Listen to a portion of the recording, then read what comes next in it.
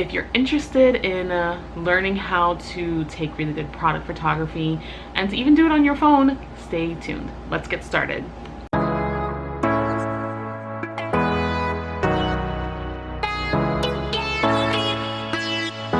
Hi everyone, I'm Natalie Henry Charles, and today we are going to talk about how I edit my videos. So good product photography is something that is really important to every single small business. I'm also a mother of a 3-year-old and a 2-year-old. He just turned 2, and I have found a way to edit my product photography on my phone, on the go, while I'm looking after my little ones. So today I'm going to show you exactly what I use to edit my photos. I'm going to show you also my setup to how I take product photography and how I take photos, and then I'll have everything linked down below in the description box so you can pick it up for yourself too. Everything that I'm offering you today as advice is just advice. I'm not a professional photographer. I do hire photographers to take professional photos for me in between my collections, but at $300 to $400 to $500 a session, it's not always possible for me to do that every single time I need content for instance, Instagram, or if we have a new product launch, in between sessions. It's easier for me to just get it done quickly, and get it done in the midst of everything else that I'm doing. So today we're gonna go over all that. Like I said, everything will be down below, and everything is super affordable. My lights are affordable. I got them off of Amazon. I use a free cell phone app, and sometimes I even use my cell phone. Most times I'll use my my point and shoot, what I'm using right now to record. So in this video we are going to go ahead and use my cell phone, just because I don't have 2 cameras. So if you're interested in learning how to take really good product photography and to even do it on your phone, stay tuned. Let's get started. Okay, so basically this is my little kit. It's not pretty right now, but basically it came with my lights. It came with 2 lights. So this is the lights that I use. That's the brand right there. And basically it came with a cover. The bulbs you did have to buy separately, so I undid so you can see what the bulbs look like. Oh, actually I think I have one open a little bit better. This is what the bulb looks like. And these were pricey. I had to buy them individually. So the bulb just basically goes into the light, and I always just use poster board for my backgrounds. They're usually big enough. And I'm just gonna turn it on. And you see you have a bright light, so you can take this off if you have like a low light type situation. And then right now I'm shooting with my windows open. Don't judge how dirty my office is. We had a lot of product come in this week, but I have my window open, and I'm thankful where there's sliding glass, so there's a lot of diffused light coming in. So pretty much this is what my setup looks like. It came with a stand, but I don't use a stand. I literally just hold it like this so I can position exactly where I need it, and then I take my photo. And again, I just do this with my cell phone, especially if it's like something for Instagram. I'll just use my cell phone. This is just it with nothing on this side. You can kind of see that there's a little bit of a shadow here. So when you put this, all this is a poster board, a white poster board from the store, like a craft board. And you'll see that when I add this, it just brightens up that side of the screen just ever so slightly, because the light is bouncing off of that and then hitting the left side of the screen. So that's a little trick. Okay, so that is how I do all of my product photography. Honestly, like, I'm not trying to do this professionally. So I don't know the terms. I don't know any of the like fancy equipment and stuff. I just know what works for me, and you have to find a lighting situation that works for you. I will say that lighting is very important. Try and shoot during the day and try and make sure that your composition is even before you get into post-production. So when you have to go and edit, you want to make sure that the background is as even as possible. That's why I showed you that little trick with the whiteboard. And what I have learned is that you have to keep practicing. So the first few might not be so great. Until you kind of learn some of the basics, it's not going to be that amazing. But I'm going to show you one of the photos that I took previously today. It's of the same door opener, but it's on a white background, which is actually harder to edit. So we're going to go ahead and edit that, and I'm going to walk you through my process as to how I edit my product photography. And like I said, this is something that, you know, is not really for print necessarily. In this case it is. But that's literally because I did set up a studio session with a photographer, and he had an emergency with his partner. So that I really need my catalog printed. So that's the only reason why I'm going forth with this myself. And I'm on a time crunch with the catalog, so that's why I'm doing this. But normally, if it's for the catalog, I would try and get it professionally done.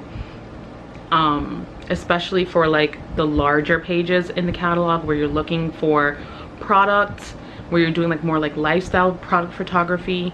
Try and get that done professionally, because they're gonna be able to get you the correct resolution. They're gonna make sure that it doesn't look all foggy and like fuzzy, and that you haven't overdeveloped areas within the catalog. Okay, so I am going into my app. The first thing that I do is I like to just rotate it and make sure that everything is looking good as far as the angle. And then I go ahead and crop it down to a square, because I know that's what I usually use. This in particular, I know it's going to be in a square format, so I just go ahead and crop it from the beginning. So then I click selective to brighten up all of the corners. You're going to see that I just go one corner at a time and save. You're seeing it's getting a little bit brighter. Again, whoops. Again, selective, a corner, and then brightening it up. This is just to create an even background for us to do the real editing work, as far as brightening up the white and making sure it looks bright white.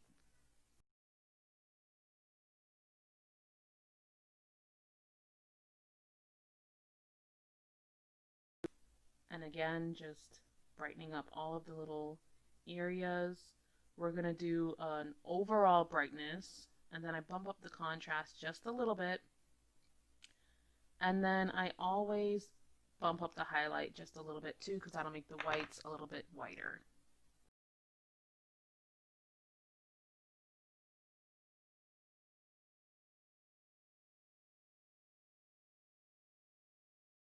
So now I go into brush, and I just clean up the areas. You can see the difference already where it's white versus that kind of grayish white. I just go in and I brush all of the areas so that they're brighter and a little bit more exposed. And I only just leave like a little bit, just so that there's a bit of a shadow, so it looks more realistic.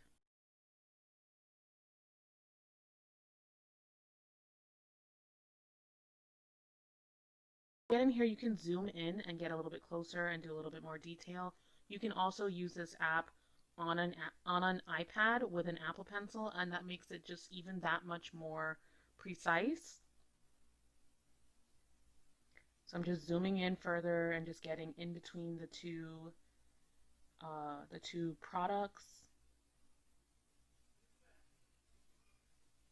and then just slowly working my way down the center of both of them so that there's no more gray areas.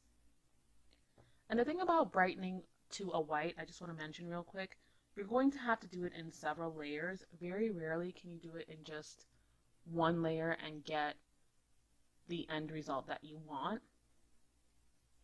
And I also realize this is a very bad example, because not only is there a white background, but there's white on the actual product itself, and there's cellophane on both products. So This is still not the best example for me to give you guys because normally, one, I would take the cello off. I don't know why I didn't. And then two, I guess I know why I didn't. I really wanted to make sure that there was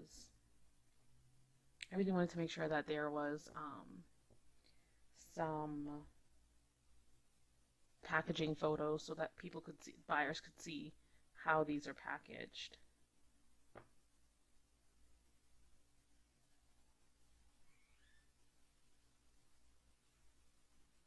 And right now we are at plus 0.7 exposure. So every layer you're going to get lighter and lighter.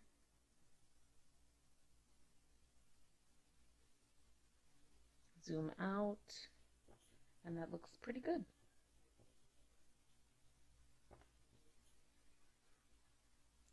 So again, we're going to go back in and brighten up some more, because when you compare this to a very white surface, you're going to see that there is contrast, there is a difference.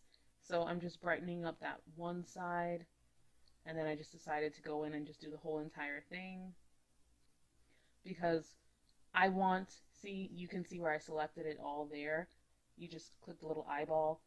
That's to show you where your brush has hit, and I did that because I wanted to make sure that the white on the product itself was also bright and white too. So I'm just trying to even it up again.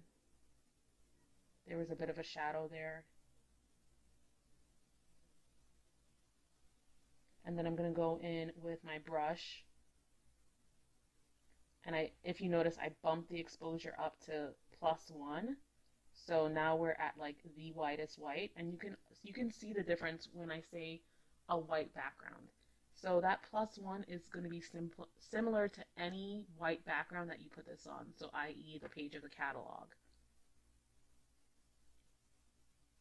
And I just do this because I want to make sure that when I lay this square down on a white background for the white sheet of the catalog, it's not going to be like this gray box of almost white. And again, going down the center and cleaning up in between and cleaning up all the little shadows around.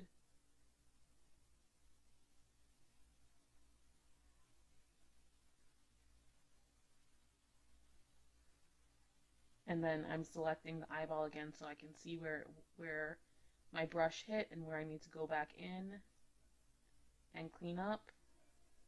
And you can see the difference wherever I touch the brush. You can see where it was kind of grayish before.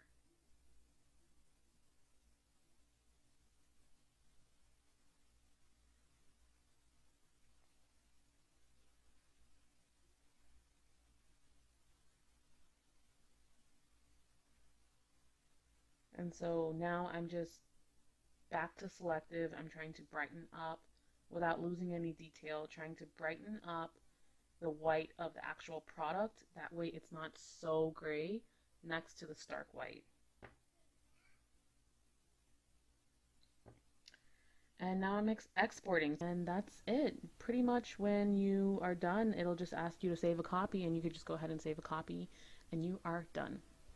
Thank you so much for watching. If you like our content, be sure to subscribe to our channel. I'm going to have a ton of videos coming out for work-at-home moms and balancing that working from home and raising your kiddos. So if you're interested in that, definitely subscribe and hit the bell notification, and I will see you on the next video. Thank you so much. Have a great day, guys. Bye.